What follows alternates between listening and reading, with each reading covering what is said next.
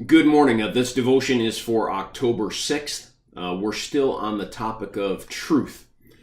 And the verse is 1 John chapter 2, verse 4.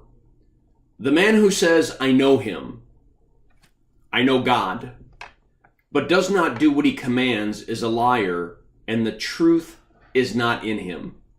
And the title for today's devotion is Relative Truth Leads to Hypocrisy. So there are these two ideas when it comes to truth in American society today. One is that there are absolute truths.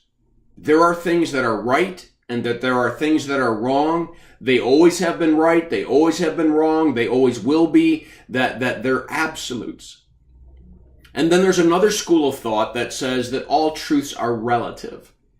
It depends on the moment. It depends on the day. It depends on the experience. It depends on how one sees it. It depends on the interpretation. It depends on how I choose in the moment to deal with it, and can only know after the fact, whether looking at it from the past, looking at it, whether it was right or wrong. The problem with that whole approach, this relative truth idea, is nobody can live it consistently.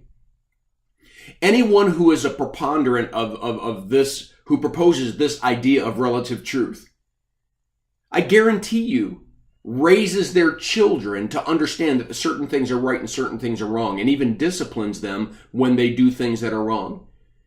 In business, we expect certain things to be right and certain things to be wrong. We expect that we're going to get paid the amount we're supposed to get paid for the goods and services that we sell. We don't live in a relative world where everything changes and shifts depending upon how someone feels or how someone sees something. Our whole court system would shut down because simply when someone was asked to tell the truth, the whole truth, and nothing but the truth, their response would be, well, the truth as I see it is this. See, the court's not asking for your interpretation, your opinion. The court wants to know what's the truth. What did you see? What's reality? And so even the person who attempts to try to philosophically say that all truths are relative can't even live consistently with that idea in life. It just doesn't work. It's a failed approach. Well, I encourage you to read the devotion that's attached. I pray that this devotion is a blessing to you, and have a firmly rooted day.